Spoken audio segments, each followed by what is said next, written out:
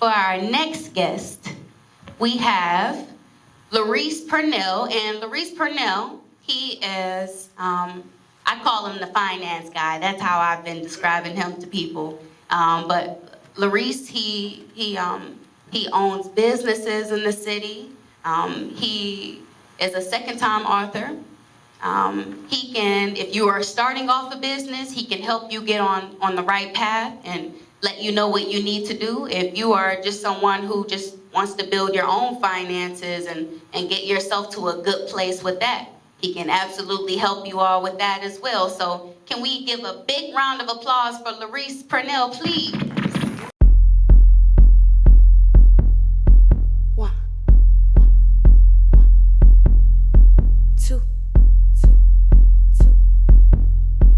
Up again, LaRese Purnell. How you feeling today? I'm good, but they can do better than that. They definitely can do better than that. We in the building today, man. Yeah. Come on now, y'all. You heard?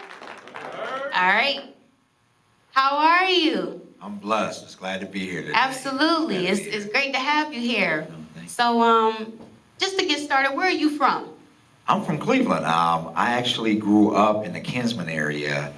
Between 140th and 145th. My grandparents stayed on 143rd in Kinsman, where if anybody remember the old McDonald's? Yeah, y'all remember the old McDonald's? It's Family Dollar now.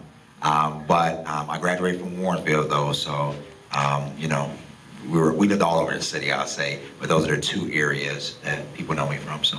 Okay, absolutely. And just tell us about your childhood growing up in Kinsman, growing up in Cleveland. What did that look like for you?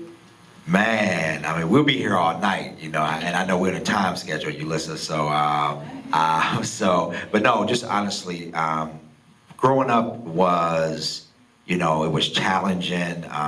You know, again, I mentioned that we lived all over Cleveland.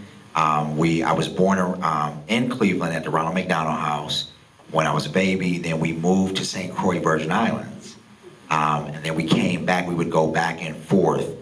Because at that time, my mom was a single mother, had two older sisters. You know, she was going through personal issues, so that was her way to get away. We came back on a couple occasions. We lived in the Kinsman area with my grandparents.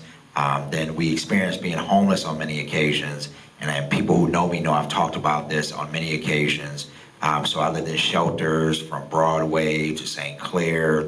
I'm all over the city of Cleveland. So we went through a lot of turmoil growing up. And, you know, I just told a story last week. I was speaking somewhere, and I said I remember even it being as bad as getting to the shelter too late and being locked out.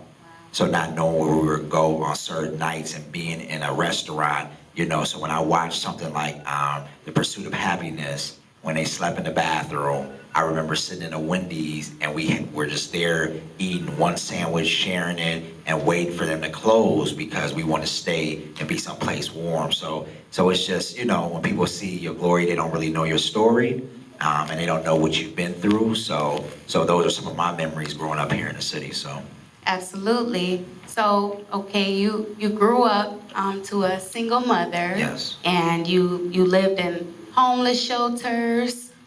How did you get to this point in your life where you are giving back to the community versus going the other direction, which you could have went in? I'm gonna tell you, my mom isn't here, but I want to give her credit even when she's not here in the room. And I always tell her one thing she taught us, and she showed me, and me and my siblings, was she always showed us love. Even in hard times, she loved us. She spoke life into us. She always said, you guys are going to get your education. You're going to be better. You're going to have better experiences. You're not going to continue to go through the things you watched us go through. So she was always very, very encouraging and challenging. But the thing I love most about her is even when we were going through, we would go and volunteer. And I never thought about it because I was young. I just thought, hey, we're helping feed people. And I'm thinking like, well, we don't even have a home.